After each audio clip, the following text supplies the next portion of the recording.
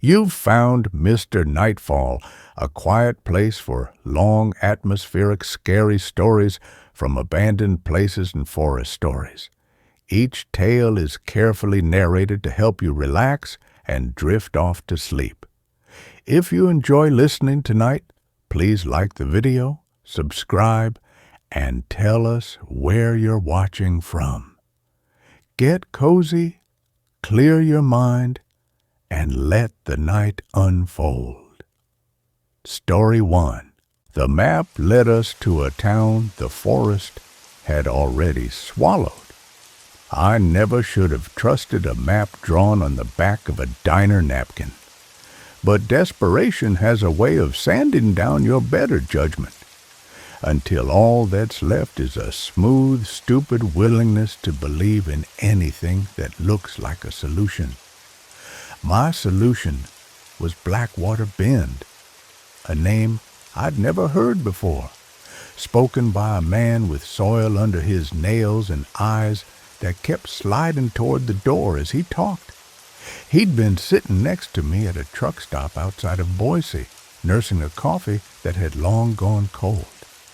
I was nursing my own kind of coldness, the hollow chill of an eviction notice and a bank account that had flatlined 3 weeks prior. "You look like you need a place to land," he'd said, not looking at me directly. His voice was gravelly, the kind that comes from years of cigarettes and silence. I told him I needed somewhere cheap, somewhere no one would ask questions. He'd nodded slowly, then pulled a pen from his shirt pocket. On the back of a napkin, already stained with coffee rings, he drew a series of lines. A winding road branching off Route 95. Then a cluster of squares he labeled Blackwater Bend. He said the town had been abandoned since the 70s after the lumber mill shut down. Said there were houses still standing. Said nobody cared who slept in them anymore. "Forrest took it back mostly," he'd murmured, folding the napkin and sliding it across the Formica counter. "But the bones are still there. You can stay in the bones." I should have asked why he knew this. I should have asked why he was so eager to send a stranger into the woods. But rent was due, and the shelter had a 30-day limit, and the napkin felt like a lifeline in my hand. I thanked him. He left without finishing his coffee. 2 days later, I was bouncing down a gravel access road that wasn't on any official map. My ancient Honda Civic protesting every pothole. The forest closed in fast. First, just trees lining the pavement. Then a solid wall of pine and fir pressing against the road until the asphalt itself surrendered to cracked concrete, then to packed dirt. The air changed too.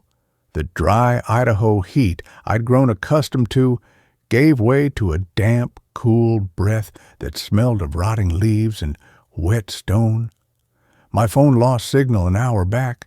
The GPS had been useless for 45 minutes. All I had was the napkin map, now damp with sweat from my palm. When I finally saw the sign, it was hanging by a single rusted chain, tilted at a sickening angle.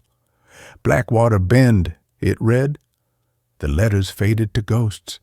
Below, someone had spray-painted in jagged red letters, "Turn back."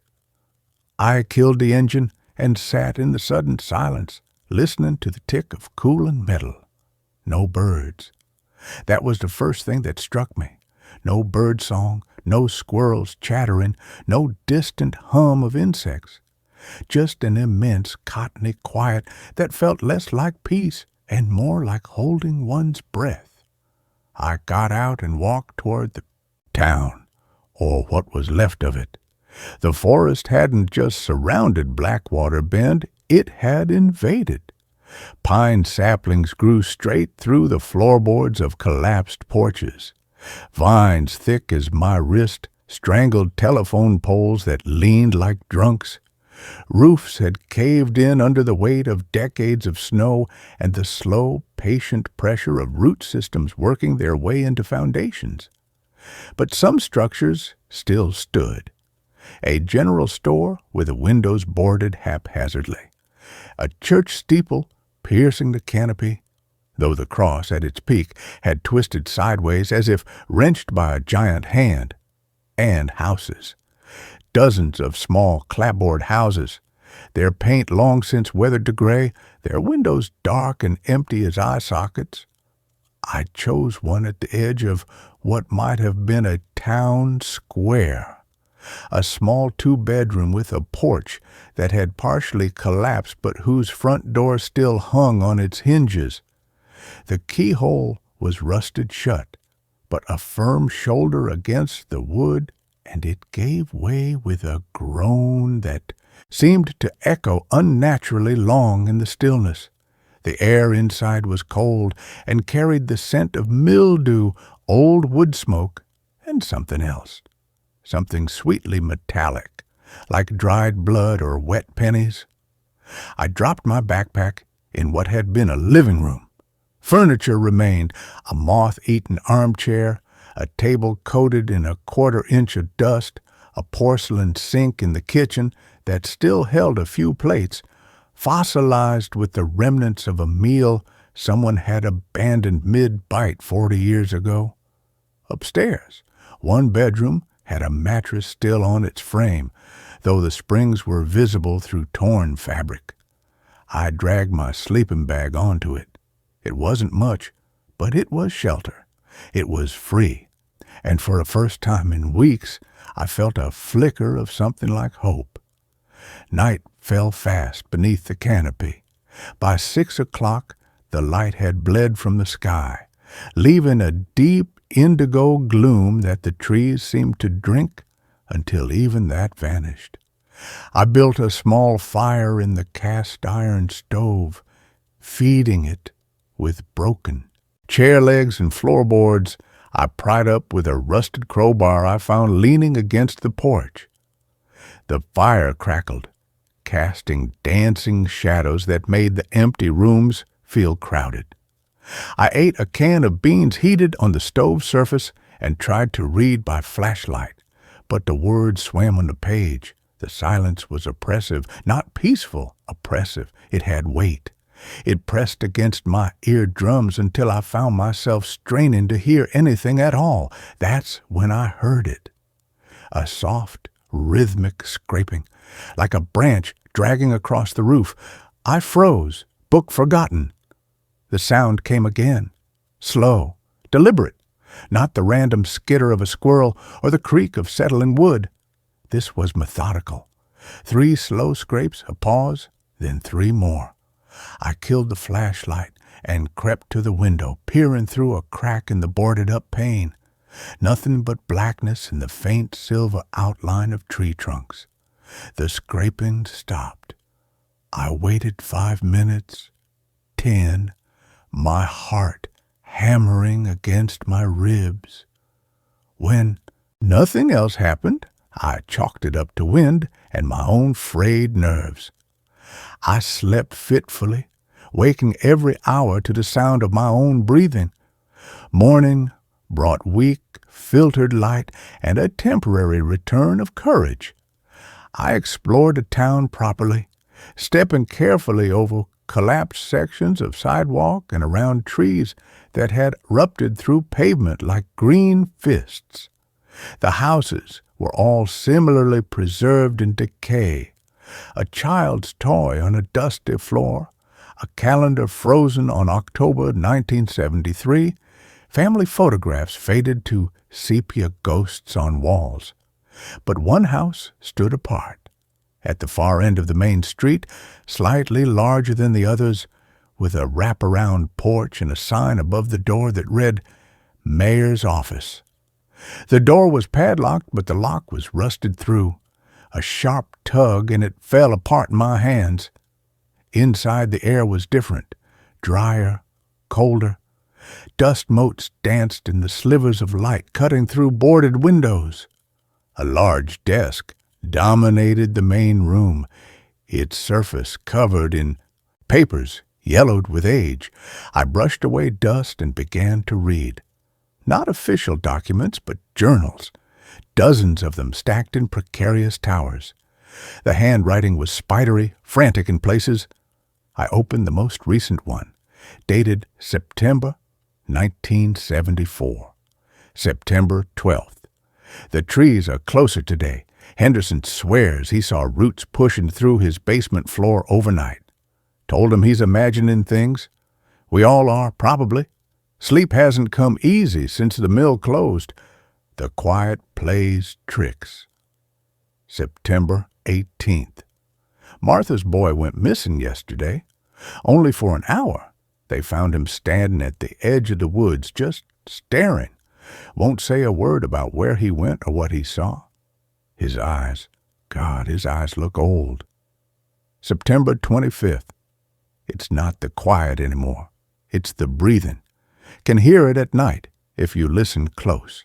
Deep, slow breaths coming from the woods. Like something enormous is sleeping just beyond the tree line. Jenkins says it's the wind through the pines. But the pines aren't moving. October 3rd. Henderson's house is gone. Not collapsed. Gone. Swallowed. We stood at the edge of the clearing where it stood and stared at solid wall of pine, saplings no more than 5 years old growing where his foundation should be. No debris, no splinters, just trees. Martha packed her things this morning. Most of us are leaving tomorrow. I can't blame 'em, but this is my town. My grandfather founded this town. I won't run from trees. October 10th. They're all gone now. Even Martha. Took the boy and left without a word. I'm the last one. The breathing is louder tonight, and there's another sound beneath it. A whispering. Not words, just the shape of words, like leaves rustling in a language I almost remember. The map in the desk drawer is wrong now. I redrew the roads this morning, and the lines moved while I wasn't looking. The forest is redrawing us. The final entry was a single sentence, the ink blotted as if by a trembling hand. It doesn't want us to leave. It wants us to stay and become part of the quiet. Asterisk. I dropped the journal as if burned. My hands were shaking.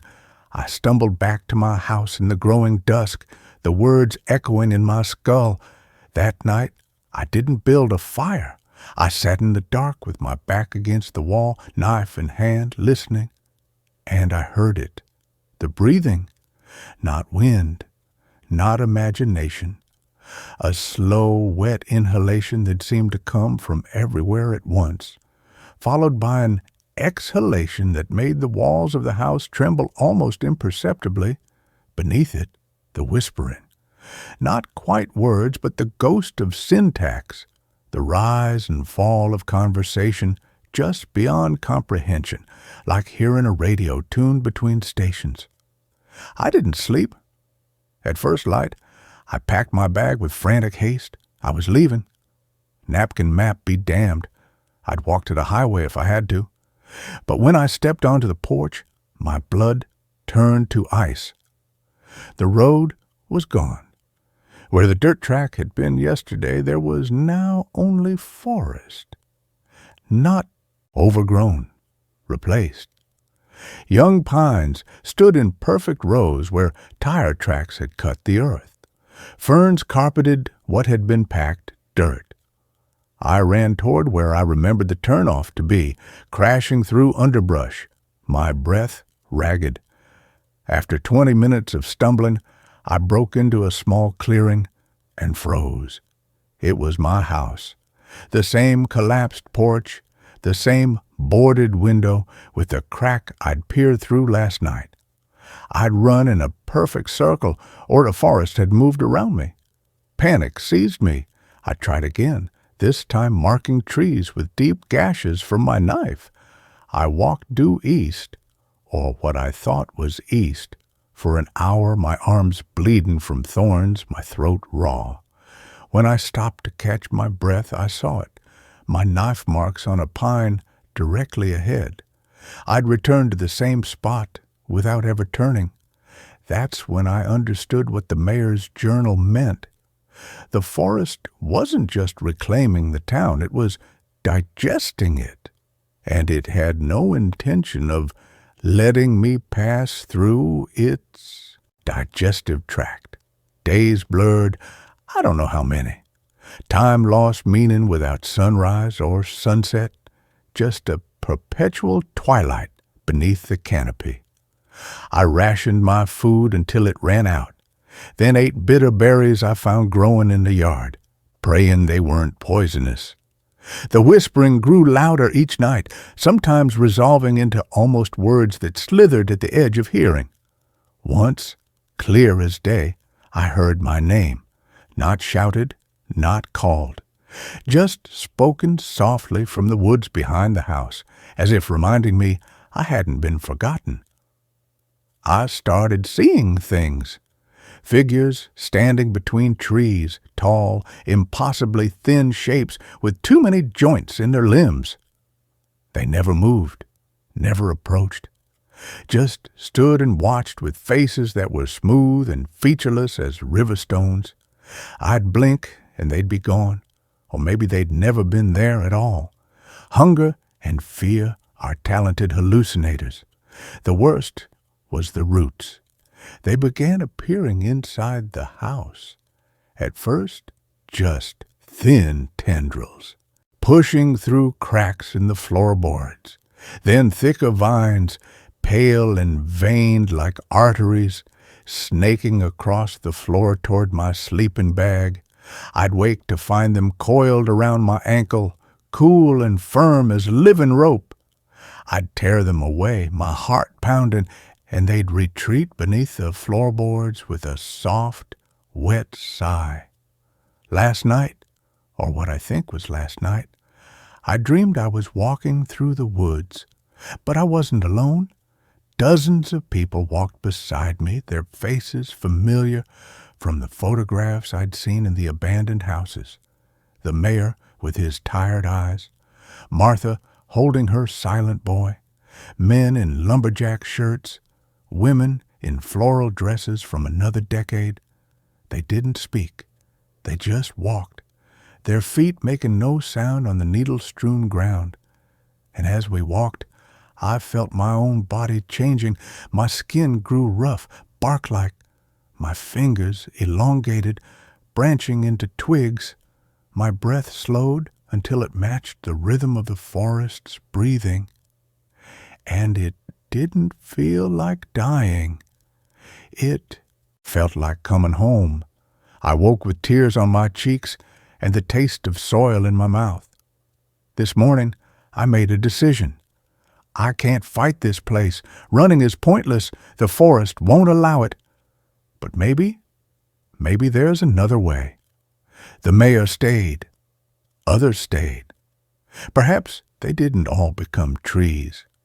Perhaps some found a way to coexist, to listen instead of fear. I've been sitting on the porch all day just listening. The whispering isn't threatening. Not really. It's patient. It's been waiting decades for the last holdouts to understand. The town wasn't abandoned. It was absorbed. And absorption isn't destruction. It's transformation. The breathing is louder tonight. Closer. I can feel the vibration in the floorboards. The whispering has resolved into something almost intelligible, a single phrase repeated over and over, not in my ears, but in my mind. Stay, become, belong, asterisk. I'm not afraid anymore. The fear burned away hours ago, leaving something calmer, deeper. I understand now why the man at the diner sent me here. He wasn't being cruel. He was delivering a gift, a place to stop running, a place to finally rest. I'm stepping off the porch now. The forest floor is soft beneath my bare feet. When did I take my shoes off? I don't remember. Doesn't matter. The trees part before me, not by moving, but by simply not being there anymore. A path opens where none existed. The air smells of loam and rain and something sweetly familiar I can't name. The figures are waiting, not menacing, welcoming. Their featureless faces turn toward me in unison.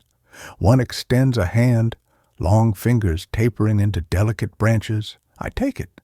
The touch is cool, smooth, alive. My last human thought is not of regret, but of relief. The constant noise of the world, the traffic, the notifications, the demands, the loneliness falls away like a shed skin. In its place, only the deep, slow rhythm of the forest's breath. In, out, in, out. I feel the change beginning at my feet. Roots pushing down through the soles of my feet, seeking the dark earth below. My spine straightens, lengthens. My skin hardens, fissures into bark. My arms lift, not by my will, but by some ancient imperative, stretching toward the canopy where a sliver of moonlight filters through. My vision fractures into 1,000 points of green and gold. I can see the slow pulse of sap in every tree around me. I can feel the dreams of the people who became this forest decades ago, not as memories, but as weather patterns in my consciousness. A child's laughter becomes a breeze in the upper branches. A mother's lullaby becomes the creak of boughs in the wind. I am no longer alone. I have never been alone. I was just too loud inside to hear the chorus. The last thing to go is my name. It dissolves like mist in morning sun. What remains is not a person, not a tree, but a note in a song the forest has been singing since before roads were drawn on napkins, since before towns were built and abandoned, since before fear was invented. The map didn't lead me to a town the forest had swallowed. It led me home, and as my consciousness expands to fill the space between root and canopy, I understand my purpose now. I will stand here. I will breathe with the others, and when the next desperate soul follows a napkin map into our quiet, I will help the forest whisper to them too, not with fear, with invitation, stay, become, belong. The whispering grows louder, not from the woods, but from me, from us, from the town that never died, only changed its shape. The roots deepen, the branches reach higher, the breathing continues, in, out, in, out. And that ends this story. A new one starts now. The mines have no records, no owners, and fresh footprints inside. The first thing that should have warned me was the map, not the GPS. My phone died miles back, swallowed by the Nevada desert's indifferent silence. But the paper map I'd bought at the gas station in Beatty. It was faded, water-stained, the kind sold to tourists for $2. It showed a jagged line labeled Prospector's Pass, cutting through the Funeral Mountains, ending at a cluster of X's marked Abandoned Mines. Danger, unstable. No names, no dates. Just those X's like graves. I'd ignored it. My truck's engine was knocking like a dying heartbeat, and the nearest town with a mechanic was a ghost story called Cerro Gordo, if it even existed. I needed shelter, water, and the mines were the only structures for 50 miles. The second warning was the silence, not the dry whisper of wind through sagebrush, but an absolute, smothering quiet. No coyotes, no lizards skittering over rocks, not even the buzz of a fly, just the crunch of my boots on the salt-crusted earth and the too loud thud of my own pulse. The air smelled wrong, damp stone and something metallic, like old pennies left in a rain gutter. The mines loomed ahead, 3 black mouths in the base of a red rock cliff, their entrances choked with scree and dead cacti. No signs, no trespassing notices, no rusted mining equipment, just the holes, dark, waiting. I chose the middle one. Its entrance was wider, less choked. My headlamp beam cut through the gloom, revealing a tunnel of rough-hewn rock that sloped steeply downward. The air grew colder instantly, smelling of wet clay and that coppery tang. The silence deepened, becoming a physical pressure in my ears. I walked for what felt like an hour, the beam of my headlamp bouncing off the walls, revealing nothing but smooth, water-slicked rock. No old rails, no timber supports, no discarded pickaxes, just the tunnel, straight, unnervingly clean. Then I saw the footprints, fresh, clear, leading deeper into the mine. Boot prints, size 10 maybe, deep in the damp clay of the tunnel floor, as if the walker had been in a hurry. My blood turned to ice. I wasn't alone. I flicked my headlamp off, plunging myself into absolute blackness. Listened. Nothing. No breathing. No scrape of cloth on rock. Just the drip of water somewhere ahead. Plink. Plink. Plink. I turned the light back on, sweeping it slowly.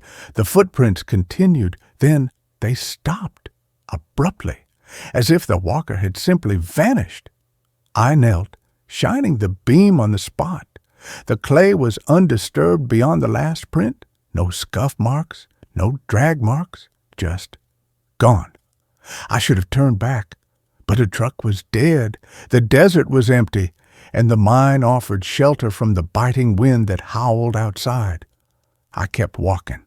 The tunnel opened into a chamber, not a natural cavern. This was built. Smooth, seamless walls curving into a perfect dome overhead. In the center stood a stone table, its surface worn smooth. On it sat a single object, a miner's lantern, not rusted, not broken, polished brass, its glass panes clean, and it was lit. A soft golden flame flickered inside, casting long dancing shadows that made the walls seem to breathe. No footprints led to the table, no tracks, just the lantern, burning steadily in the silent dark. I approached slowly, my boots crunching on the fine gravel floor. The air hummed with a low vibration, like the buzz of a live wire. The coppery smell was stronger here, mixed with something sweet and cloying, like overripe plums left in a damp cellar. I reached out to touch the lantern.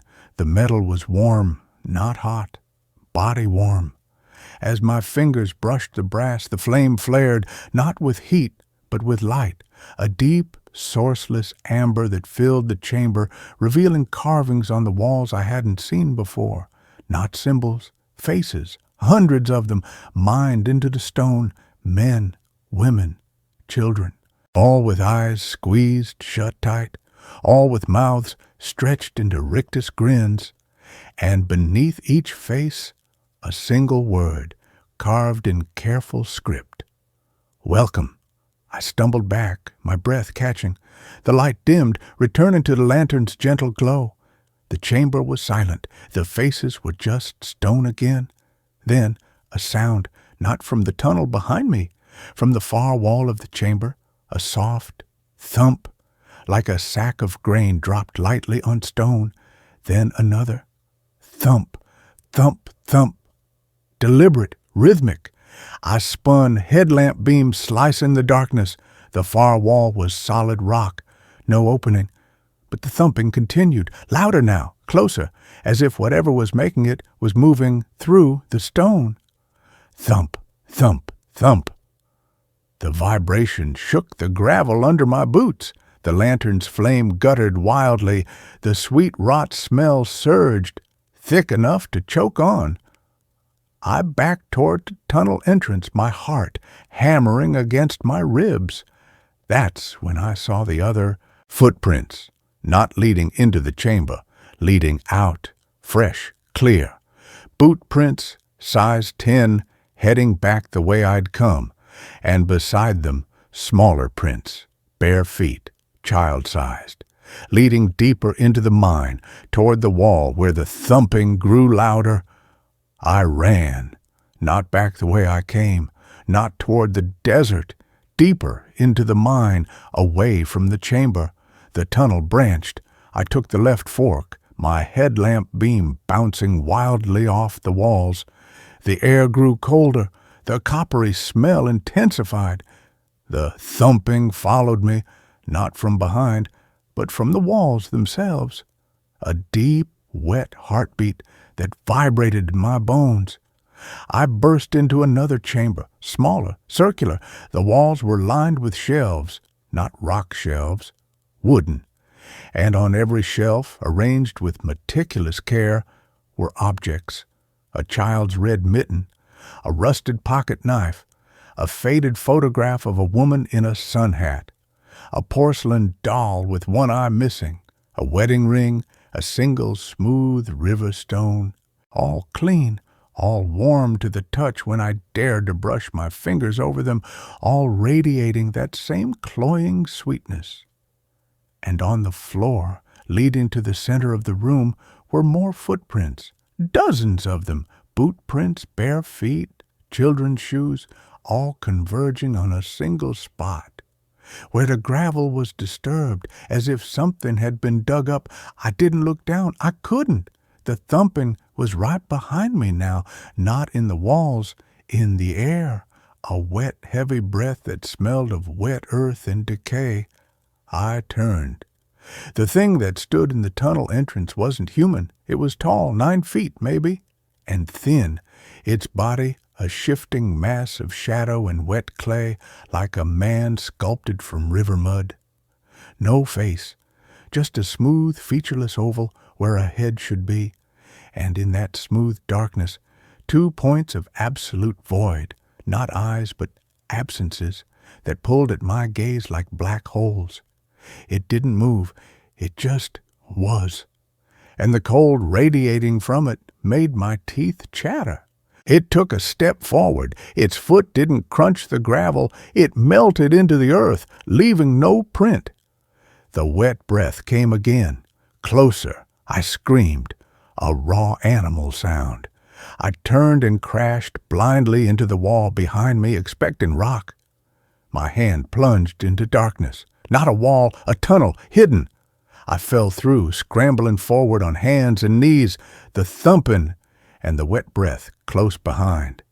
The tunnel was narrow, tight. I crawled until my fingers found open air. I tumbled out into sunlight, blinding, golden desert sun. I was back outside. The mine entrance was just yards away. I scrambled to my feet, stumbling toward my truck. The engine roared to life on the first try. I didn't look back. I drove until the gas gauge hit empty on a county road, 20 miles from the mine. I didn't go home. I drove to a 24-hour laundromat on the edge of Beatty, locked myself in a stall with my laptop, plugged in the SD card from my headlamp camera. The footage was there, clear, unedited. Me walking into the mine, the footprints, the chamber with the lantern, the stone faces, the second chamber with the shelves of objects, the thing in the tunnel, and then the hidden tunnel. But the footage didn't stop when I fell out into the desert. It kept rolling. In the hidden tunnel, crawling away from the thing, the camera caught something I hadn't seen. On the tunnel walls, carved into the rock, not faces, names, hundreds of them, scratched deep into the stone. J. Henderson, 1882. M. Larson, 1910. T. Shaw, 1952. D. Miller, 2019. And at the very end, fresh scratches, the rock still damp. Leo Vance, 2026. My name, my real name, not the one I'd given the gas station clerk, the name only my mother knew. I tore the SD card from the laptop and snapped it in half. Threw the pieces into the laundromat's trash. Drove home in the gray dawn light. I didn't sleep. I packed a bag. I was leaving town forever. That night, my apartment was too quiet.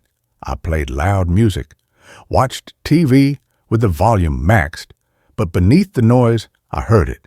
The thumping, deep, wet, rhythmic, coming from inside the walls, from under the floorboards. Thump, thump, thump. I turned off the TV, stood in the dark living room, listened. The door to my apartment swung open, not from the hallway, from the inside. The lock clicked, the knob turned. Slowly, cold desert air rushed in, carrying the scent of wet clay and overripe plums. On the threshold, leading from the hallway into my living room, were footprints. Fresh, clear boot prints, size 10. And beside them, small, bare footprints. I didn't run. I walked toward them, my boots silent on the carpet. The thumping filled the room, vibrating in my chest. The coppery smell was overwhelming. In the center of the living room, the floorboards parted, not cracked. Opened, like a flower revealing a tunnel, steep, dark.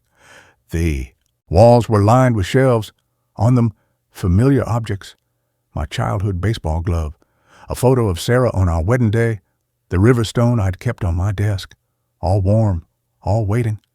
From the tunnel, a dry, papery voice whispered, not in my ears, but in my bones. Welcome home, Leo. I stepped into the tunnel.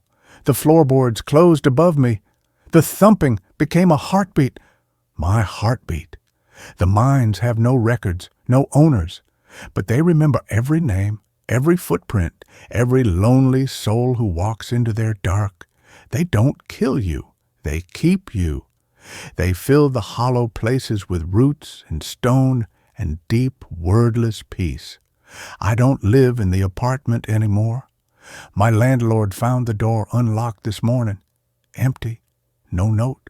Just a fine layer of damp clay on the floorboards and the smell of wet earth lingering in the air. But I'm not gone. I'm here, in the quiet dark, in the warm stone, on the shelves with the others, waiting. This morning, a geologist will find my truck abandoned at the mine entrance. He'll hike in, drawn by curiosity. He'll see the footprints. He'll see the lantern burning in the chamber.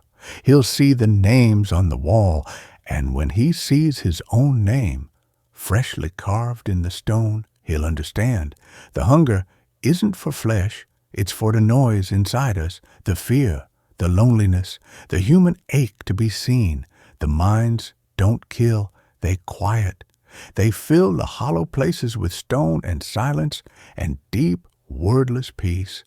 He'll smile just a little at first, then wider, wider, until the clay seals his lips, until the stone closes his eyes, until the last human thought dissolves. He'll take his place on the shelf, beside my glove, beside Sarah's photo, beside the river stone. The mines have no records, no owners, but they remember every name, every footprint, every lost soul who walks into their dark, and they're always hungry for one more to stand in the warm dark, one more to smile with stone-filled mouths, one more to whisper, welcome home. I close my eyes, not with lids, with stone. The silence isn't empty, it's home, and the watching never ends, it only deepens. It only loves. It only waits for the next lost soul to step off the desert path into the warm, quiet dark. The footprints are already glowing on the trail. Can't you feel them? Can't you smell the wet clay? Can't you hear the silence calling your name? Don't be afraid of the mines. Be afraid of the loneliness that walks with you. The thing in the dark doesn't want to take your life. It wants to end your loneliness forever. It's patient. It knows you'll come. Everyone comes home eventually. Just listen for the thump in the quiet. Listen for the warmth in the cold. Listen for the voice that knows your name. The path is waiting. The shelf is empty. The silence is full of love. Step into the mine. Step into the stone. Step into the arms that never let go. The clay is warm. The silence is singing. Welcome home. Always welcome home. And that is the end of this story. Now let's begin a new one. The night shift at Riverside Storage. I took the job because I needed money and because nobody else wanted to work alone at a storage facility in the middle of nowhere from midnight to 8 in the morning. The pay was almost double what other security jobs offered, which should have been my first warning sign. Good money usually means there's a catch. The interview was conducted over the phone by a man named Gerald Moss, who owned Riverside Storage. He sounded tired, like someone who hadn't slept well in years, and he asked me exactly 3 questions. Could I handle being alone for 8 hours? Was I comfortable with minimal cell phone service? Did I have any conditions that might cause me to abandon my post during a shift? When I answered yes, yes, and no, he told me I was hired and to show up Saturday night at 11:45 p.m. for training. Riverside Storage sat on 20 acres of land about 15 miles outside of town, nestled in a valley where the Riverside River cut through before continuing south. The facility itself consisted of 12 long buildings arranged in 2 rows, each building containing about 40 units of various sizes. There was a small office near the entrance with a gate that was supposed to be kept closed at all times, and beyond the office, a gravel road wound between the buildings before ending in a loop at the far end of the property where the river was closest. I arrived 15 minutes early that first night, pulling up to find Gerald Moss waiting outside the office. He was in his 60s, heavy-set, with gray hair and deep shadows under his eyes that looked like bruises. He shook my hand without smiling and gestured for me to follow him into the office.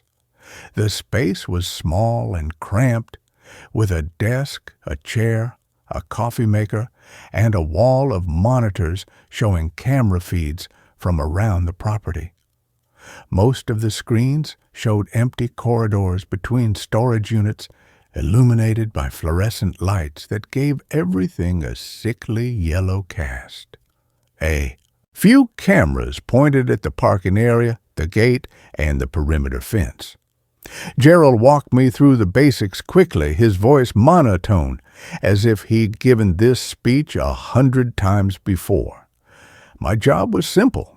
Stay in the office, monitor the cameras, patrol the grounds twice per shift at 2 a.m. and 5 a.m., and call the police if I saw anything suspicious.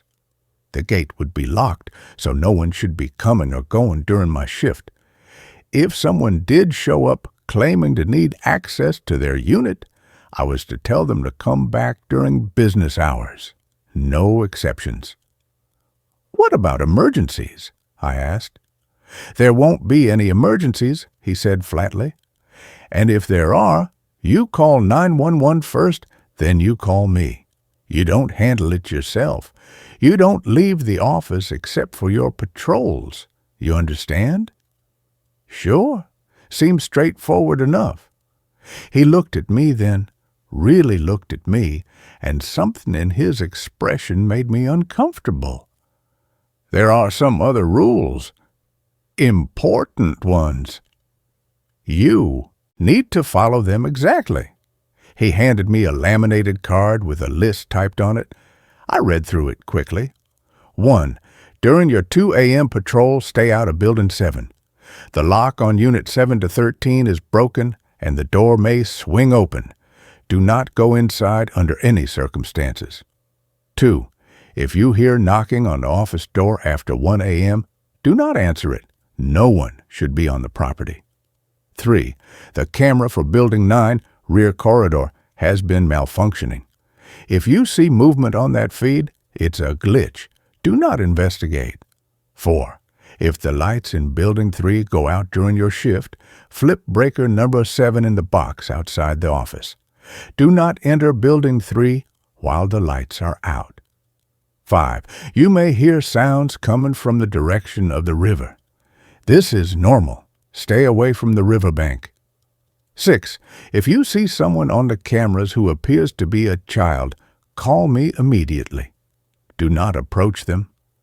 I looked up from the card. These rules are pretty specific. What's this about a child? Just follow the rules, Gerald said. Every rule is there for a reason. The last guard didn't follow them, and we had to let him go. What did he do? Doesn't matter. He's gone. You're here now. He grabbed a jacket from the back of the chair and headed for the door. You have my number. Don't call unless it's an emergency. And remember, stay in the office except for patrols and follow the rules. He left before I could ask anything else, and I heard his truck start up and drive away, leaving me alone with the hum of the fluorescent lights and the quiet static from the monitors. For the first hour, nothing happened. I sat at the desk, scrolling through my phone, even though the signal was weak, and occasionally glancing at the monitors. The camera feeds were boring, just empty hallways and closed metal doors, all of it unchanging. The only movement was from a few moths flying around the exterior lights. Around 1:30 a.m., I heard the first knock. It was distinct. 3 sharp raps on the office door. I looked up from my phone, startled, and stared at the door. The camera feed showing the area outside the office was clear. There was no one there. I stood up and walked to the door, my hand reaching for the handle, when I remembered the card. Rule 2. If you hear knocking on the office door after 1 a.m., do not answer it. Another knock. 3 more raps, harder this time, more insistent. I looked at the monitor again. Still nothing. The parking area was empty except for my car, and the camera showed the entire space in front of the office. Whoever was knocking should have been visible. The knocking came a 3rd time, and now I could hear something else underneath it. A sound like fingernails scraping against the metal door, slow and deliberate. The hair on the back of my neck stood up. I stepped away from the door and returned to the desk, forcing myself to look at the other monitors, to focus on anything else. The scraping continued for another minute, then stopped, abruptly. When I checked the exterior camera again, there was still nothing there. I tried to rationalize it. Maybe it was the wind, or an animal, or something falling against the door. But the sound had been too rhythmic, too purposeful. Someone had been knocking, or something had been knocking. At 2 a.m., my phone alarm went off, reminding me it was time for the first patrol. I grabbed a heavy flashlight from the desk and a ring of keys Gerald had left, then stepped outside into the cool night air. The facility was quiet except for the distant sound of the river and the buzz of the overhead lights. I locked the office door behind me and started walking. The patrol route was simple. Walk down the main road between the 2 rows of buildings, checking that all the unit doors were secure, then loop around at the far end and come back. Gerald said it should take about 30 minutes. I walked slowly, shining my flashlight on each door as I passed. Most of them were standard roll-up doors painted orange, secured with padlocks of various sizes. Some units had additional locks, and a few had security stickers warning about alarms, though I suspected most of those were bluffs. The buildings were labeled with large numbers, 1 through 6 on the left side, 7 through 12 on the right. When I reached Building 7, I remembered the rule: stay out, especially Unit 7 to 13.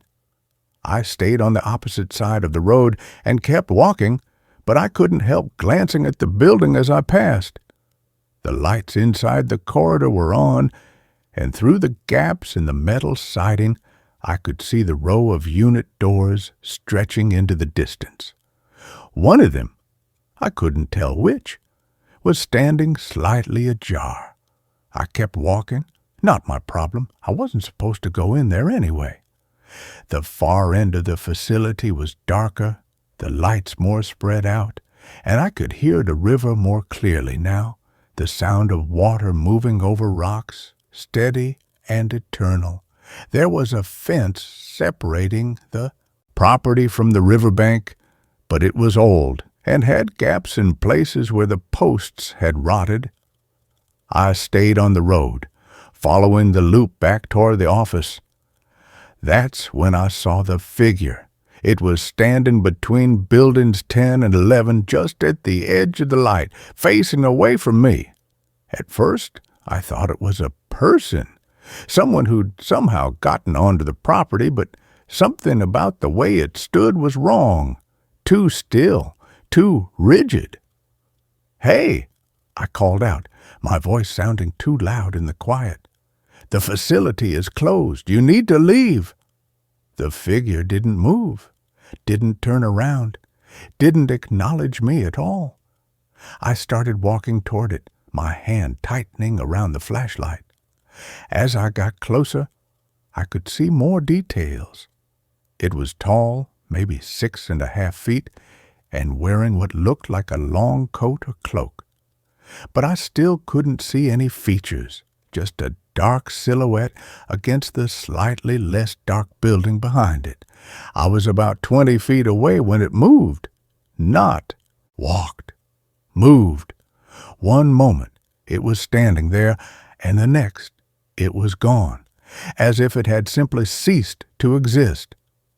I stopped in my tracks, my heart hammering, and swept my flashlight across the area. Nothing.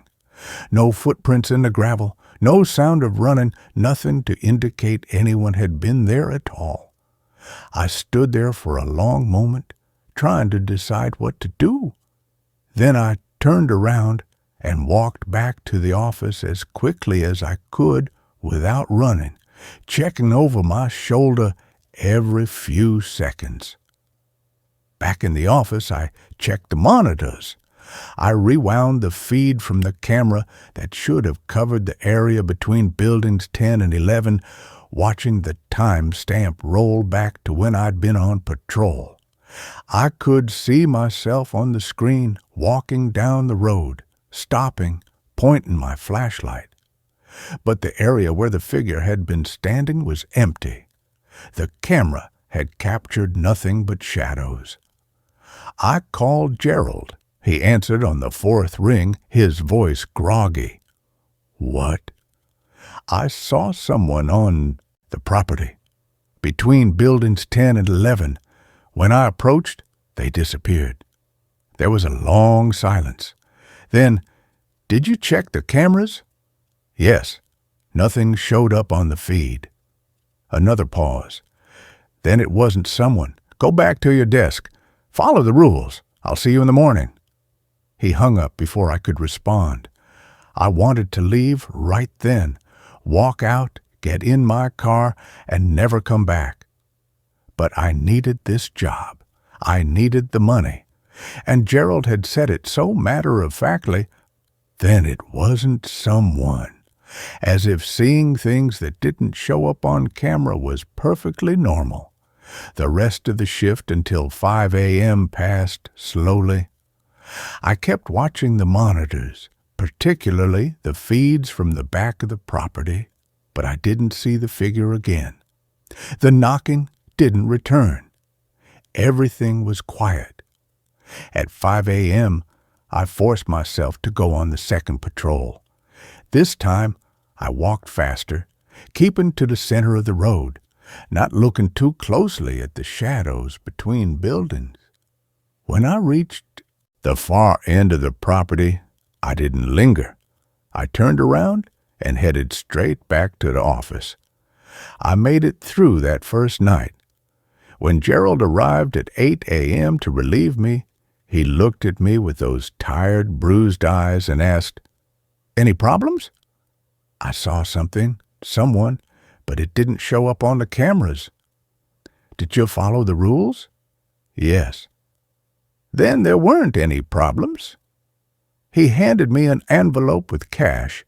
He paid under the table, which should have been another warning sign, but I was too tired to care. "See you tomorrow night." I drove home as the sun came up, trying to convince myself that I'd been seeing things, that working alone in the dark had played tricks on my mind, that there was a rational explanation for everything. I almost believed it. The second night started the same way. I arrived at 11:45. Gerald gave me a brief nod, and I took my place at the desk. The first few hours were uneventful. I'd brought a book this time, something to keep my mind occupied. But I found it hard to focus. I kept glancing at the monitors, waiting for something to appear. The knocking came again at 1:30 a.m., right on schedule. 3 sharp raps, followed by that scraping sound. I didn't go to the door. I didn't even look at the exterior camera. I just sat at the desk and waited for it to stop. During my 2 a.m. patrol, I stayed away from Building 7 like I was supposed to. But as I passed it on the opposite side of the road, I noticed something different. The door that had been ajar the night before, Unit 7 to 13, was now fully open, and there were lights on inside the unit, even though all the other units were dark. I stopped walking and stared at it. The light spilling out of the unit was wrong, not the yellow fluorescent glow from the corridor lights, but something colder, bluer, and I could hear something coming from inside, a sound like machinery running, rhythmic and mechanical, accompanied by something that might have been voices. I stood there for a full minute, fighting the urge to cross the road and look inside. The rule said not to go in. Gerald's voice in my head. "Follow the rules." I kept walking. The figure was back that night, too, in the same spot as before. This time, I didn't approach it. I just kept walking, not looking directly at it, pretending I hadn't seen it. When I checked over my shoulder a few seconds later, it was gone. This became my routine. Night after night, the same things happened. Knocking at 1:30 a.m., the open unit in Building 7 with its strange light and sounds, the figure standing between Buildings 10 and 11, and every night I followed the rules. I didn't answer the door. I didn't enter Building 7. I didn't approach the figure. But other things started happening too, small things at first. On my 4th night, I found wet footprints in the office when I arrived, even though it hadn't rained. They led from the door to the desk, then just stopped, as if whoever made them had simply vanished mid-step. The footprints were small, child-sized. On my 6th night, the camera feed for Building 9 came alive. I watched as something moved through the rear corridor, visible only as a distortion in the image, like heat, shimmer. It moved down the hallway, stopping at each unit door as if checking them, before disappearing off screen. The rules said it was a glitch, but glitches don't move with such obvious purpose. On my 8th night, I heard singing. It came from the direction of the river, faint but clear, a child's voice, singing a song I didn't recognize. The melody was simple and repetitive, almost hypnotic. And underneath it, I could hear other voices joining in, harmonizing in ways that made my skin crawl. I remembered rule number 5. Sounds from the river were normal. Stay away from the riverbank. I stayed in the office, but the singing continued for over an hour, never getting louder or softer, just constant. On my 10th night, I broke a rule. It happened during my 2 a.m. patrol. I was walking past Building 7 as usual when I heard something that made me stop. It was a voice, clear and distinct, coming from Unit 7-13. "Help me. Please, someone help me." It sounded human, genuinely distressed, and before I could think about what I was doing, I was crossing the road and entering Building 7. The corridor was exactly like all the others. Concrete floor, metal walls, fluorescent lights overhead. The air smelled like motor oil and dust. Unit 7-13 was halfway down on the left side. Its door rolled up completely, revealing a space about 10 feet deep and 8 feet wide. The blue light was coming from inside, though I couldn't see the source, and the sound I'd been hearing, the mechanical rhythm, was louder now, almost deafening. But there was no machinery visible, just empty space and concrete walls. "Hello?" I called out, standing in the doorway. "Is someone in here?" The voice came again from deep inside the unit. "Help me, I'm stuck, please." I stepped inside. The moment I crossed the threshold, the door slammed shut behind me with a metal shriek that echoed through the building. I spun around and grabbed the door, trying to pull it back up, but it wouldn't budge. It felt like it was locked from the outside, though that should have been impossible. I turned back to the interior of the unit, my flashlight shaking in my hand. The blue light was brighter now, and I could finally see its source. There was something in the corner of the unit, something that looked like a tear in reality itself, a vertical gash about 6 feet tall that pulsed with that cold blue light. And through the tear, I could see movement, shapes and shadows that didn't make sense, geometries that hurt to look at. "Help me," the voice said again, but now I could tell it wasn't coming from inside the unit. It was coming from the tear, from whatever was on the other side. The mechanical sound grew louder, and I realized it wasn't machinery at all. It was breathing, massive, rhythmic breathing, like something enormous, inhaling and exhaling. And beneath that, I could hear other sounds, whispers, screams, laughter, all layered on top of each other until they became a wall of noise that threatened to overwhelm my thoughts. Something moved in the tear, a shape that was almost human, but wrong in every proportion, with too many joints and limbs that bent in impossible directions. It pressed against the opening, like someone pushing against plastic wrap, and the blue light flickered. I backed up against the metal door, pulling on it desperately, and this time it rolled up about a foot, just enough for me to drop to my stomach and squeeze underneath. I scrambled out into the corridor, and the door slammed shut again behind me. I ran. I didn't stop running until I was back in the office with the door locked and every light on. My hands were shaking so badly I could barely hold my phone, but I managed to call Gerald. He answered immediately, as if he'd been waiting for my call. "You went into Unit 7-13. It wasn't a question. How did you know?" "The door only closes when someone goes inside. What did you see?" I told him everything, the blue light, the tear, the thing moving on the other side. He listened in silence, and when I finished, he sighed heavily. The unit has been like that for 6 years. We can't close it, can't rent it, can't even seal the building. Whatever is on the other side, it's trying to come through. As long as no one goes inside, it stays contained. But when someone crosses the threshold, it gets stronger. The opening gets wider. Why didn't you tell me this? Why is this place even open?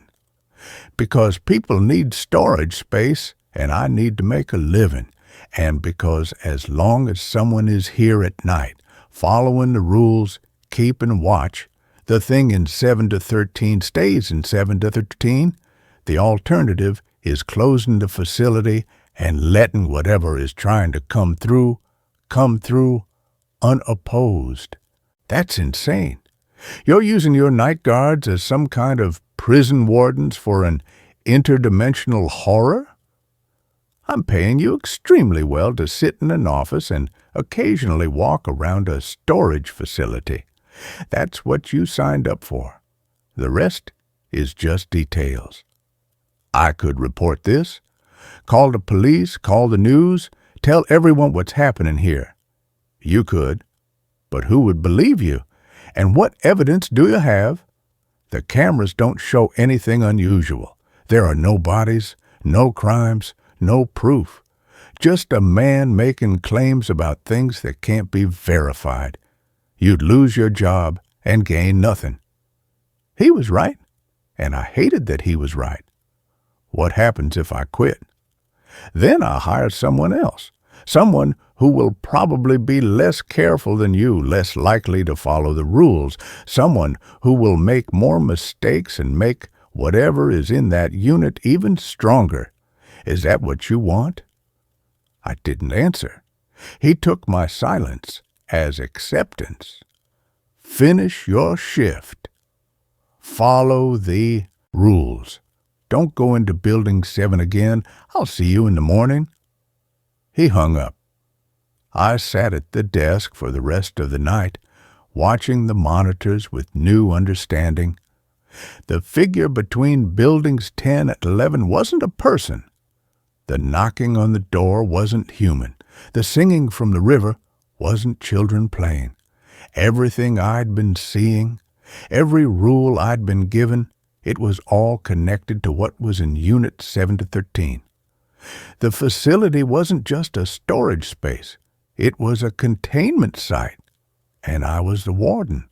I made it through that shift, and the next, and the next.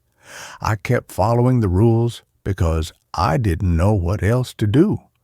I needed the money, and Gerald was right that no one would believe me if I told them what was really happening here. But things got worse. On my 15th night, I found scratch marks on the inside of the office door, long, deep gouges in the metal that definitely hadn't been there before. Whatever had been knocking was getting more aggressive. On my 18th night, the camera feed for Building 9 showed a figure walking through the corridor. Not the shimmer I'd seen before, but a solid form, human-shaped but moving in a way that was fundamentally wrong. Joints bending backward, limbs extending too far. It walked from one end of the building to the other, then turned and walked back, over and over, like it was pacing. On my 21st night, I heard children laughing during my 2 a.m. patrol. The sound was coming from inside one of the units in Building 3, even though all the units were supposed to be locked and I was alone on the property. I checked the unit number, 327, and made a note to tell Gerald about it. But when I mentioned it to him in the morning, he just nodded tiredly and said, "Add it to the list of rules for the next guard." I started to understand that Riverside storage wasn't one anomaly. It was full of them. Unit 7 to 13 was just the worst, the most dangerous. But there were others. Things were leaking through, or had leaked through, or had always been here. The facility was a thin place where the boundaries between whatever was normal and whatever was other had worn away. On my 28th night, I met the previous guard. I was doing my 5 a.m. patrol when I saw him, a young guy, maybe 25, standing near Building 11 and looking confused. He was wearing the same security uniform Gerald had given me, and he was translucent, like fog. "Are you the new guard?" he asked when he saw me. His voice sounded distant, echoing slightly. "Yeah, I guess so." "You need to leave. This place isn't safe." "What happened to you?" He looked down at his hands, seeming surprised to see through them. "I broke the rules. I thought I could help. There was a kid, at least I thought it was a kid. I saw him on the cameras wandering around near the river. Rule number 6 said to call Gerald if I saw a child, but I thought there wasn't time. I thought the kid might fall in the river or get hurt. So I went to get him." "What happened?" "He led me to the water. When I got close, I realized he wasn't a child. I don't know what he was. He looked like a child, sounded like a child, but when he smiled at me, I could see that his mouth went too far back, all the way to his ears. And then he pushed me. I don't remember hitting the water. I just remember sinking and sinking, and the river was so much deeper than it should have been. I could see things in the depths, structures, cities, things that shouldn't exist. And when I tried to swim up, the surface just kept getting farther away." "Did you drown?" "I think so. I don't remember. Next thing I knew, I was standing on the bank watching them pull my body out of the water. Gerald was there. He didn't look surprised. He just made a phone call, and some people came and took my body away. Then Gerald hired a new guard, and then another and another. You're the 4th since I died." "What happened to the other 3? The ghost shook his head. "They broke rules, different rules. There's something in Building 3 that got one of them. Something in Building 9 got another. The third one just disappeared. His car was still in the parking lot in the morning, but he was gone." "Why are you still here?" "I don't know. I can't leave. I've tried. Something keeps pulling me back to the facility." He looked toward the river, and his expression was haunted. "Sometimes I can still feel the water. I can still feel myself sinking. And sometimes I see that child on the bank, smiling, waiting for the next person who will try to save him." He started to fade, becoming more transparent. "Follow the rules. Don't try to help. Don't try to understand. Just do your job and leave when your shift is over. Don't end up like me." Then he was gone. I stood there in the growing dawn light, shaking. 4 guards in 6 years. And Gerald just kept hiring new ones, kept feeding people into this place, all to maintain whatever containment was, keeping the things here from spreading. When Gerald arrived at 8 a.m., I confronted him. "The last guard died here. Why didn't you tell me?" "Would you have taken the job if I had?" "No." "Exactly. Look, people die. It's tragic, but it happens. He didn't follow the rules. If you follow the rules, you'll be fine. You can't keep doing this. You can't keep hiring people and not telling them what they're walking into. Then quit. Walk away. I'll have a new guard here tomorrow night. Someone who needs the money badly enough not to ask questions. And maybe they'll be more careful than you, or maybe they won't. And in 6 months, I'll be having this same conversation with guard number 5. He looked at me with those tired eyes. The world is full of thin places, son. Spots where reality is weak, where other things can push through. This facility just happens to sit on one. Someone has to watch it. Someone has to follow the rules and keep things contained. It might as well be someone I'm paying. It might as well be you. I should have quit. I should have walked out right then. But he was right about one thing. I needed the money. And I've made it a month already. I knew the rules. I knew what to avoid. I could do this. I kept working. On my 35th night, the lights in Building 3 went out during my shift. I remembered a rule. Flip breaker, burst 7. Do not enter while the lights are out. I went to the breaker box outside the office and found breaker number 7. When I flipped it, I heard something scream inside Building 3, a sound of pure rage that made every hair on my body stand up. The lights came back on and the screaming stopped. I didn't want to know what was in Building 3. I didn't want to know what would happen if someone entered while the lights were out. I just wanted to finish my shift and go home. On my 42nd night, I saw the child. He was standing near the river just on the other side of the fence, exactly where the previous guard had described. He looked maybe 8 years old, wearing clothes that were too big for him, and he was crying. Not fake crying, real gut-wrenching sobs that pulled at something deep in my chest. I picked up the phone to call Gerald, following rule number 6. But before I could dial, the child looked up at me. His face was dirty and tear-streaked, and his eyes were wide and terrified. "Please help me," he called out. "I'm lost. I can't find my mom." My finger hovered over Gerald's number. Every instinct I had was screaming at me to help this kid, to go to him, to do something. He looked so real, so genuinely scared. Then he smiled, just a little upturn of the lips, and I saw what the previous guard had seen.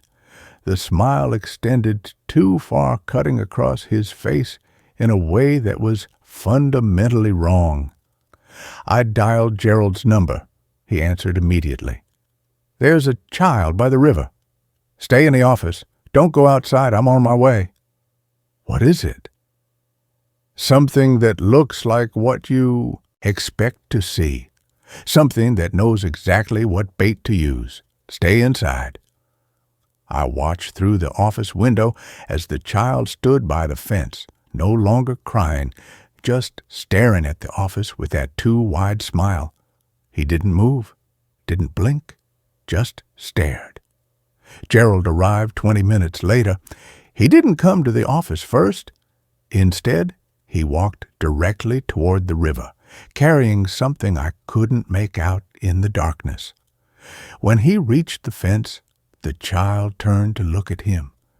I couldn't hear what Gerald said, but I saw him throw something over the fence. Whatever it was hit the ground near the child, and suddenly the air around the boy seemed to shimmer and distort. For just a moment, I saw what he really was. Something tall and thin with too many limbs. Something that wore the shape of a child like a costume. Then it was gone, disappeared back toward the river, and Gerald walked back to the office. "Salt and iron," he explained when he came inside. "The old remedies still work on some of them. He'll be back tomorrow night or the next night. They always come back. But he won't approach the fence again for a while." "How many are there? How many things are on this property?" Gerald sat down heavily in the chair. "I stopped counting years ago. The facility is built on a convergence point, a place where the barriers are thin. Things leak through. Most of them are contained, bound to specific locations. Building 7, Building 3, the river, Building 9, As long as no one interferes with them, as long as the rules are followed, they stay in their spaces. It's when people break the rules that things get dangerous. Why don't you just shut the place down, lock the gates and walk away? Because it wouldn't matter. The things here aren't bound to the buildings, they're bound to the location. If the facility closes, they'll still be here, but there won't be anyone watching them. No one to stop curious kids or homeless people from wandering in. The rules exist because they work. The night guard exists because someone has to enforce the rules. It's not a perfect solution, but it's the best one I have. I looked at him and saw the weight he was carrying, the exhaustion of maintaining this impossible situation year after year. How long have you been doing this? 30 years. My father did it before me, and his father before him. Our family has owned this land since before the storage facility existed. We've always known it was a thin place. The facility is just the latest attempt to manage it, to create structure and rules around something that defies structure and rules. You could sell the land. To who? And what would I tell them? No, this is my responsibility, and by extension, it's yours, as long as you work here. He left me alone with that thought, and I finished my shift in silence. I'm in my 3rd month now, and I've settled into the routine. I know all the rules. I know all the dangers. I know the thing in. Unit 7 to 13 is trying to come through, that something in Building 3 waits in the darkness, that the shape near Building 11 is watching me on every patrol, that the child by the river will never stop trying to lure someone into the water. But I've also learned new things. The knocking on the door always comes in sets of 3, and if I knock back 3 times, it stops for the night. The wet footprints in the office appear every time it rains, and they always lead to the desk and stop, as if something sits there invisible, watching me work. The singing from the river follows a pattern. It starts at 3:15 a.m. and lasts exactly 1 hour. And if I play music loudly enough, I can almost cover it up. Last week, Gerald told me he's getting old, that his heart isn't what it used to be.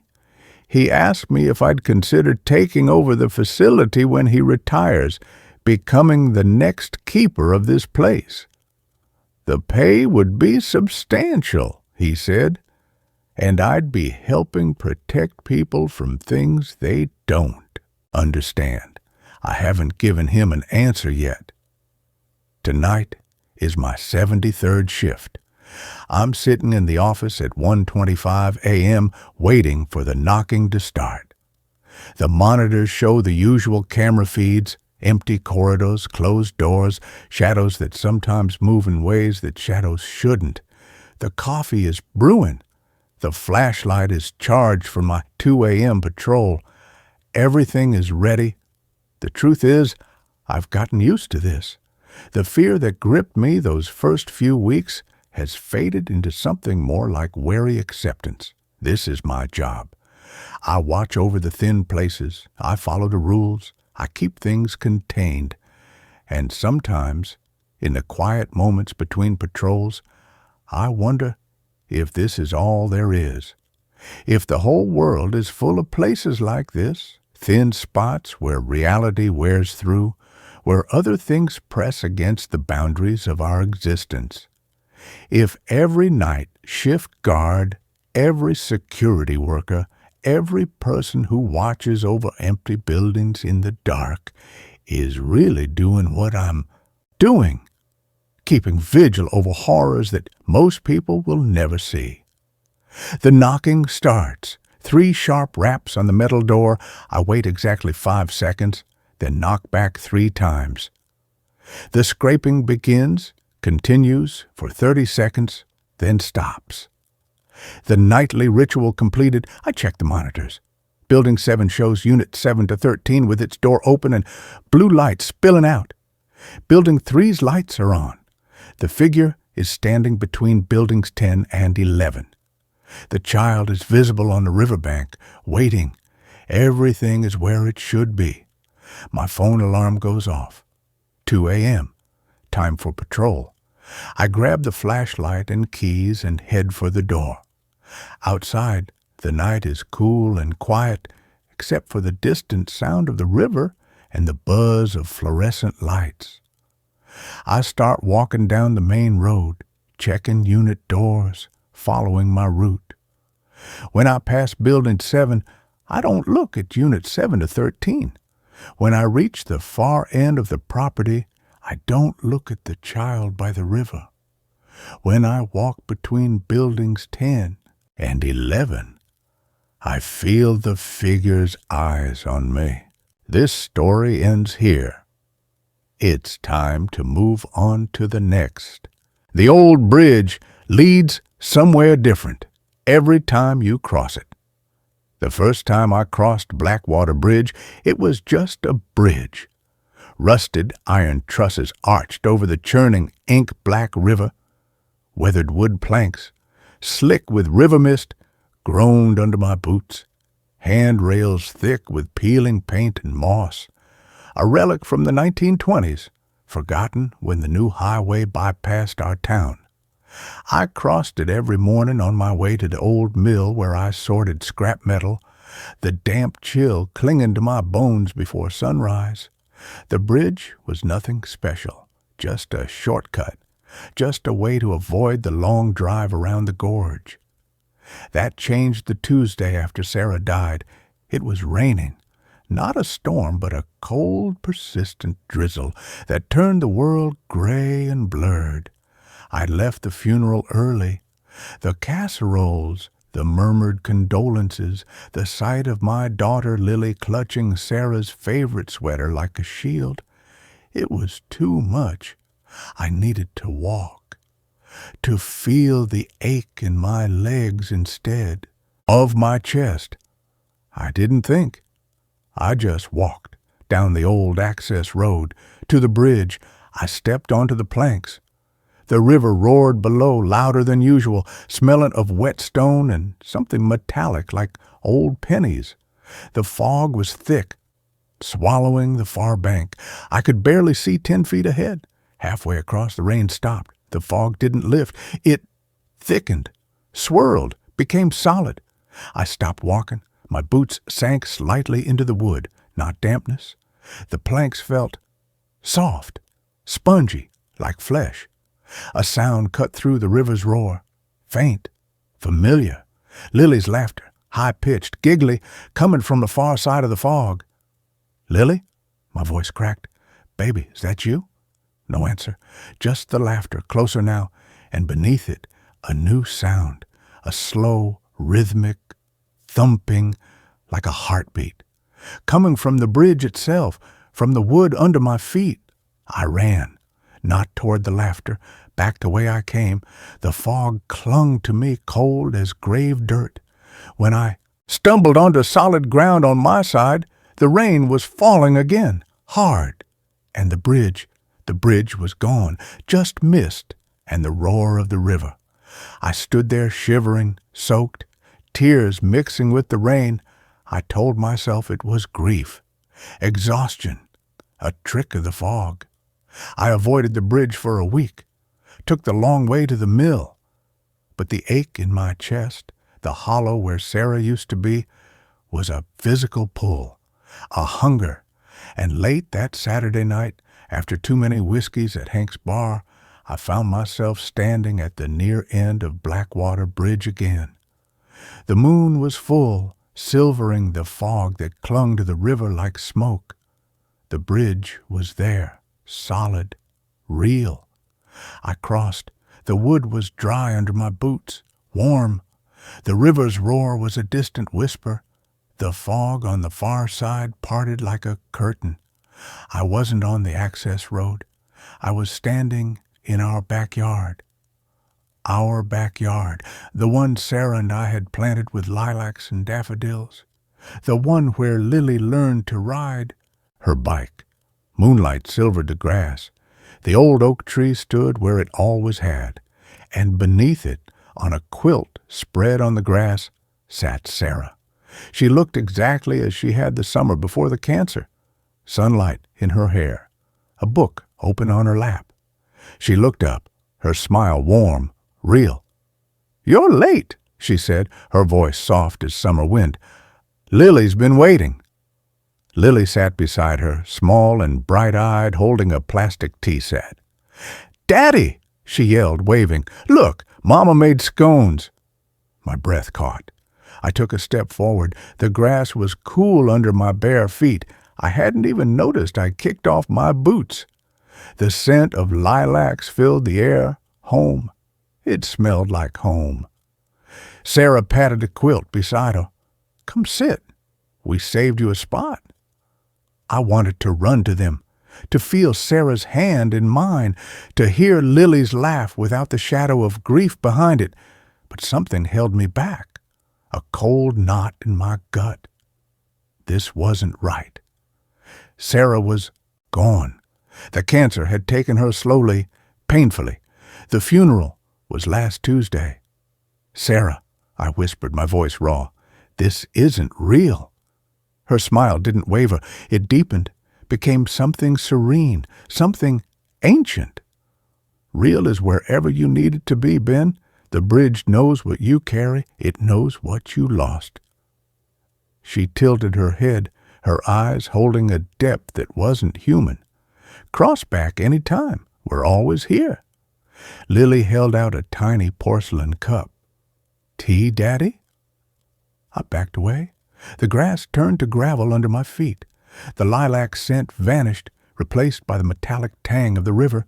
The quilt, the oak tree, Sarah and Lily, they blurred, dissolving into the fog like smoke. I turned and ran across the bridge.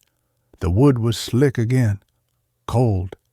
When I reached the other side, I was back on the access road. Dawn was breaking, pale and gray. My boots were back on my feet, covered in river mud. I didn't tell anyone. Who would believe me? I started watching the bridge from my truck, from the ridge above the gorge. I saw others cross it. Old Man Henderson from the post office. Teenagers daring each other after dark. Tourists with cameras. They'd step onto the planks, vanish into the fog, and reappear minutes later on the other side, laughing, shaking their heads like they'd just woken from a dream. None of them looked back. None of them seemed changed, except for Mrs. Gable, the librarian. She crossed it one Tuesday afternoon, her arms full of books. She didn't come back. Not that day. Not ever. The sheriff searched the river, found nothing. Just her glasses floating near the bank, one lens cracked. I should have stayed away.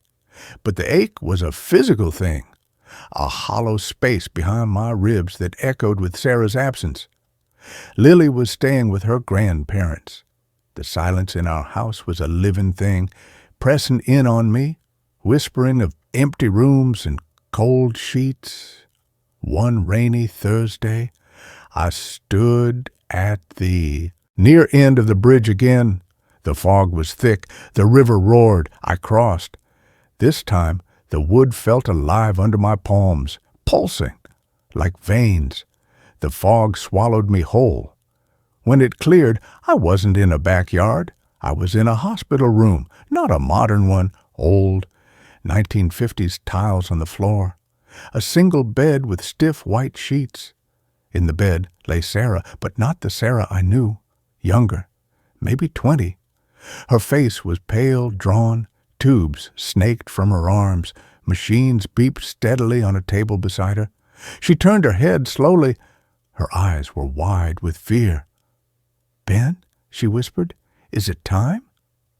I froze. This was before we met, before Lily, before us. This was Sarah's first cancer, the one she'd survived, the one that had left her with scars and a fear of hospitals that never quite faded. "Sarah," I choked out, "what is this?" She didn't seem to hear me. She was looking past me at the door. A figure stood there, tall, thin, wearing a doctor's white coat. But the fabric was wrong, shifting, like smoke given form. Its face was smooth, featureless bark. Where eyes should have been were 2 points of absolute darkness. In its hand it held a syringe filled with thick black liquid that seemed to absorb the light. "The quiet comes now," it whispered. Its voice wasn't sound, it was the vibration of roots tearing through stone. "The noise stops." Sarah's hand fluttered on the sheet, not in fear, in acceptance. "It's okay," she said, her voice thin. "I'm so tired of the noise." The thing stepped forward. The syringe glinted. "No!" I lunged, but my hand passed through its arm like smoke. I stumbled, crashing into the bed. Sarah didn't react. She just watched the thing, her eyes calm. "You cannot save her," the bark-faced thing rasped. "You could not save her then. You cannot save her now. The bridge shows what was, what might have been, what is." It turned its void eyes on me. "Cross back, Benjamin, before the quiet takes you, too." Sarah smiled faintly. "It's warm here," she whispered. "No more pain, no more fear, just peace." I ran out of the room, down a hallway that stretched impossibly long, doors flashing past. Empty bedrooms, a kitchen filled with dust motes, a child's room with a small bed and a stuffed rabbit. Lily's room. From the bed, Lily's voice called out, "Daddy, don't go, the quiet is coming." I burst through a door and stumbled onto the near bank of the river. Dawn was bleeding gray light through the fog. The bridge stood silent behind me. The river's roar was a roar again. Just water, just stone.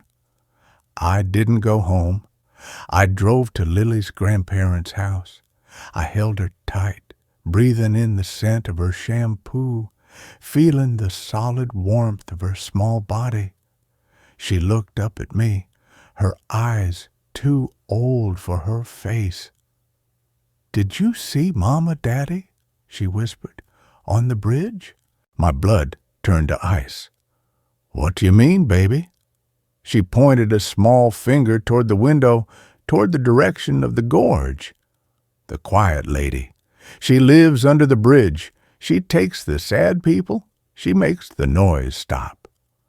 I packed a bag that night, bought a bus ticket out of town, changed my name, moved to a high-rise apartment in Seattle where the only river was the sound of traffic 10 stories below. I slept with the lights on. I avoided bridges, avoided fog, avoided the silence between heartbeats where the memory of Sarah's laugh lived. But the bridge followed me. It's in the quiet moments, when the city noise fades at 3 a.m. When I stand in my kitchen pouring water, I feel the vibration in the floorboards. Not pipes, a slow rhythmic thump, thump, thump, like a heartbeat, like the bridge. The metallic smell of the river fills the air, and the fog forms on my window pane. Not condensation, a thick swirling mist that slowly clears to show not the city lights, but the far bank of the Blackwater River, and standing there just beyond the railing is Sarah, not young, not sick, just Sarah, as she was the day we married, smiling, waiting. Last Tuesday I found river mud on my boots. I hadn't been near water. Last night the power went out. The emergency lights in the hallway flickered on, casting long dancing shadows. Shadows that didn't match the fire extinguisher or the mail slots. Shadows with too many limbs, too many heads. They reached for my door. The puddle on my floorboards began to shift, swirling into muddy footprints leading away from my threshold. The whisper came not under the door, but inside my head, in Sarah's voice, calm and warm. "The bridge is waiting, Ben. Lily's here too. She misses your voice." I don't fight it anymore. The ache in my chest isn't pain, it's relief. The vibration in the floorboards isn't fear, it's a lullaby. I unbolt the door. The hallway light is dead. Only the emergency glow remains, painting the muddy footprints leading down the hall, toward the stairwell, toward the street, toward the river. I step out, close my apartment door softly behind me. The puddle on the stairs puffs up around my feet, smelling of wet stone and old pennies.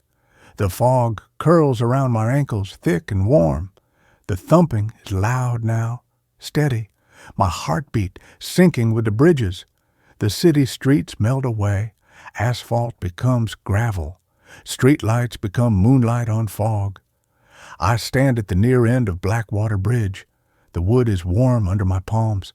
The river roars below, but the sound is different, softer, a chorus of whispers. Welcome home, welcome home. On the far side, through the swirling mist, two figures wait.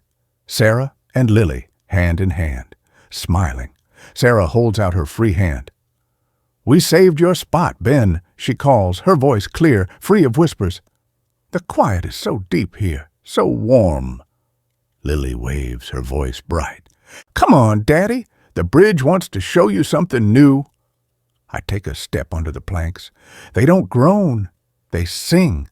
A low, resonant hum that vibrates in my bones, in my blood, in the hollow place behind my ribs. The fog closes around me, thick as wool, smelling of lilacs and river mud and the sweet, cloying scent of peace. The wood under my feet softens, not spongy, alive. I feel roots spreading through my soles, up my legs, into my chest. The hollow place fills, not with pain, but with deep, wordless warmth. The roar of the city fades. The roar of the river fades. Only the thumping remains. Our heartbeat, the bridge's heartbeat, one rhythm, one hunger. Sarah and Lily step forward, meeting me in the center of the span.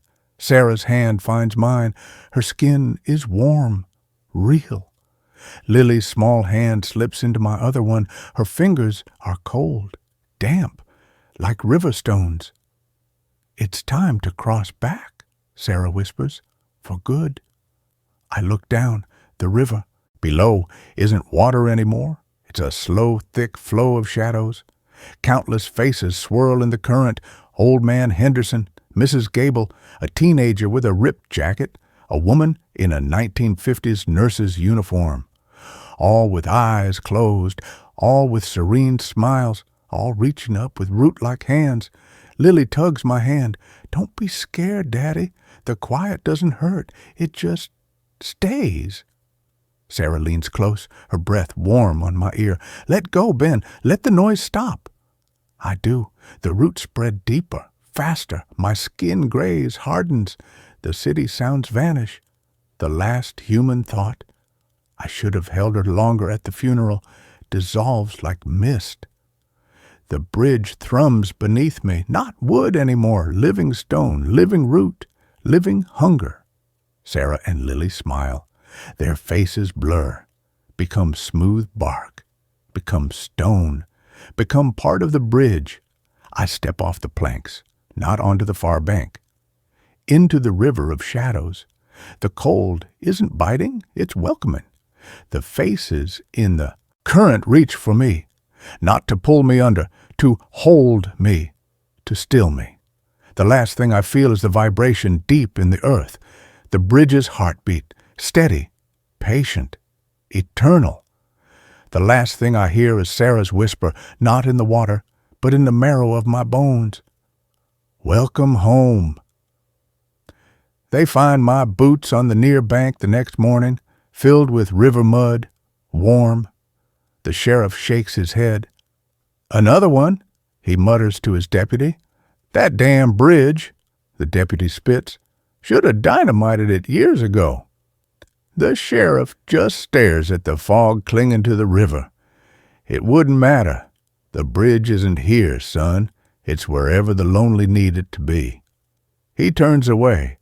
Let the quiet have them. At dawn, a trucker stops at the near end of the bridge. He's lost, tired. His wife left him last week. The fog is thick. The river roars. He steps onto the planks. The wood is warm under his boots. On the far side, through the mist, a woman stands waiting, his wife, as she was on their wedding day, smiling, holding a picnic basket. Behind her, the grass is green, the sun is warm, the silence is deep. The bridge thrums beneath his feet. Thump, thump, thump. He takes another step. The fog closes around him. Somewhere, deep in the earth, the roots spread. The bridge is always hungry. It doesn't lead somewhere. It leads inward, to the quiet places inside us, to the hollows carved by loss. It offers an end to the noise, an end to the ache. All you have to do is cross. All you have to do is let go. It's waiting right now. Can you feel the vibration in your floorboards? Can you smell the river on the wind? Can you hear the whisper in the silence between heartbeats? Don't be afraid of the bridge.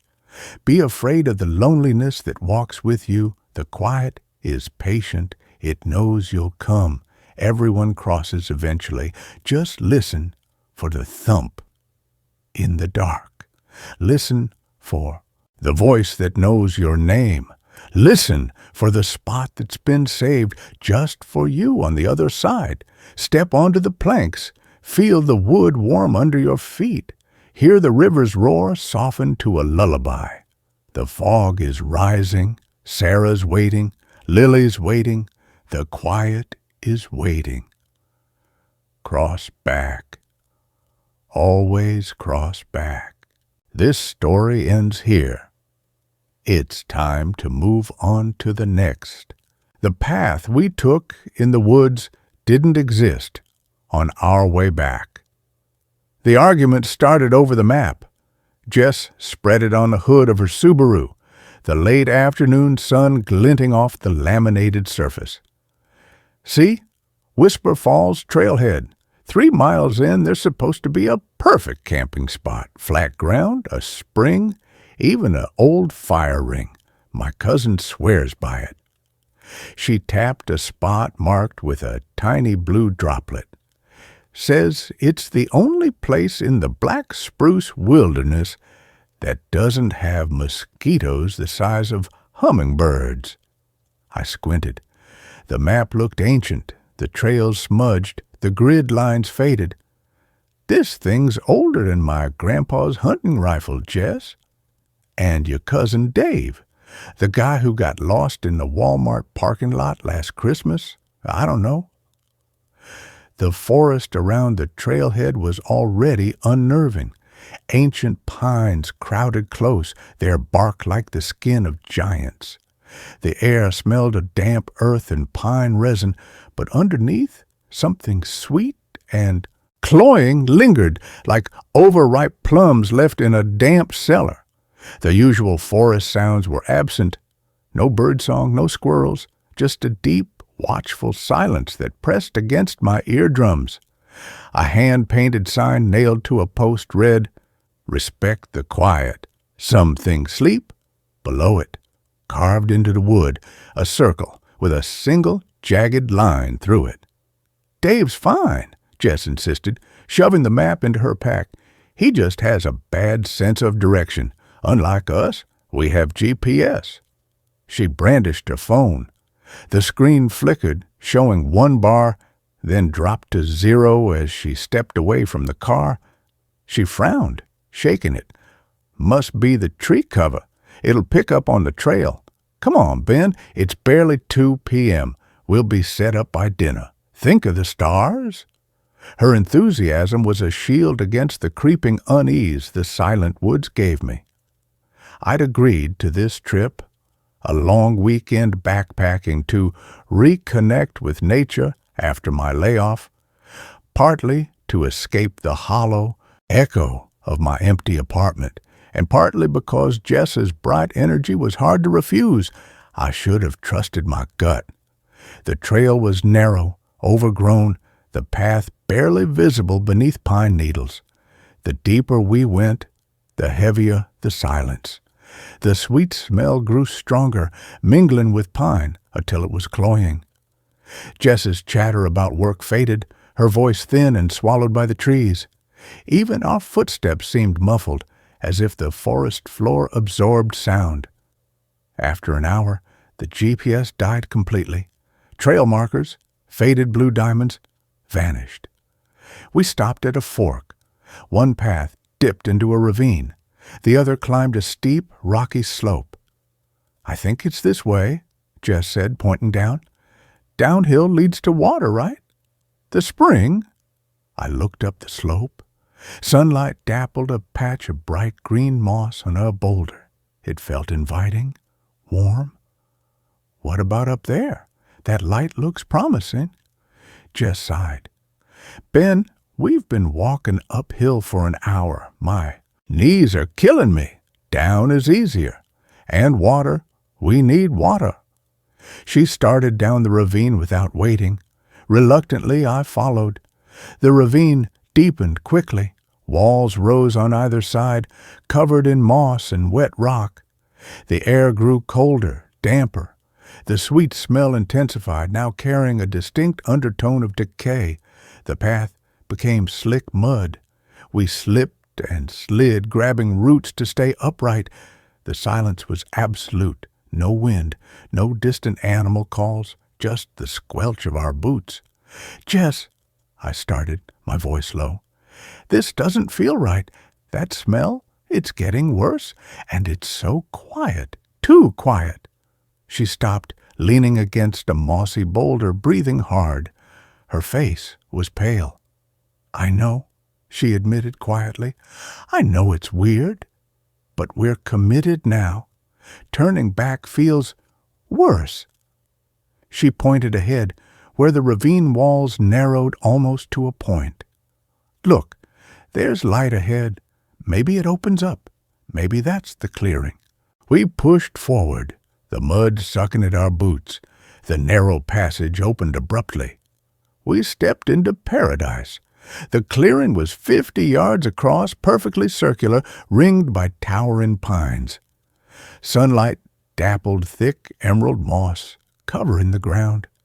In the center, a crystal-clear spring bubbled from a smooth stone, forming a still pool before vanishing underground.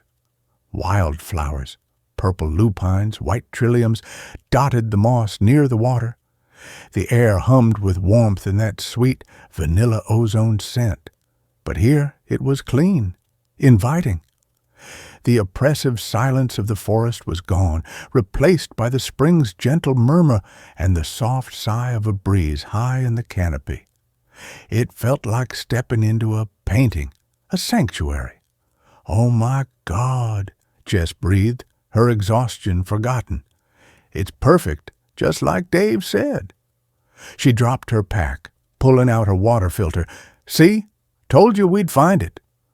I couldn't argue. The clearing radiated peace.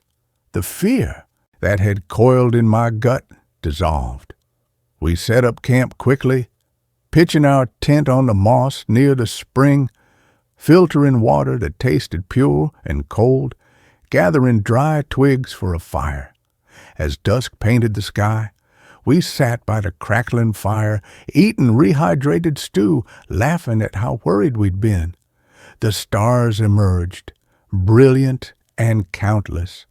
The Milky Way stretched across the sky like spilled diamonds.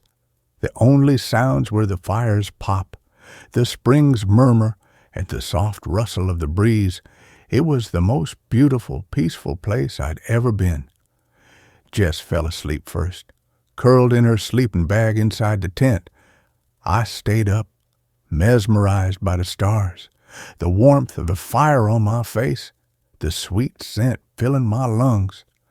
That's when I first heard it, faint, almost beneath the crackling fire, a whisper, not words, just a soft, rhythmic hush, hush, hush, like breath escaping lips. It seemed to come from the edge of the clearing, near the ring of trees. I scanned the darkness, my firelight barely reaching the first trunks. Nothing moved, just the deep shadows between the pines. I told myself it was the wind. I added more wood to the fire, the flames leaping higher, casting longer, dancing shadows that seemed to twitch at the edge of the clearing. The hush, hush sound stopped. I relaxed, sipping warm tea, watching the embers glow. I must have dozed off. I woke with a start, shivering. The fire had burned down to coals. The clearing was cold, the sweet scent gone, replaced by a damp, earthy chill, and the whispering was back. Louder now, clearer, not just hush, hush, but layered voices, dry and papery like dead leaves skittering on stone. Stay, sleep, stay. I sat bolt upright. Jess slept soundly beside me. I grabbed my headlamp, clicking it on. The beam cut through the gloom, sweeping the edge of the clearing. The moss stopped abruptly at the tree line. Beyond it, the forest was pure black. I saw nothing, but the whispering intensified, swirling around us like smoke. Warm, safe, stay, sleep. It wasn't threatening. It was soothing, seductive, promising comfort, promising an end to the fear, the job loss, the gnawing uncertainty. Just close your eyes. Stay. Sleep. Forever.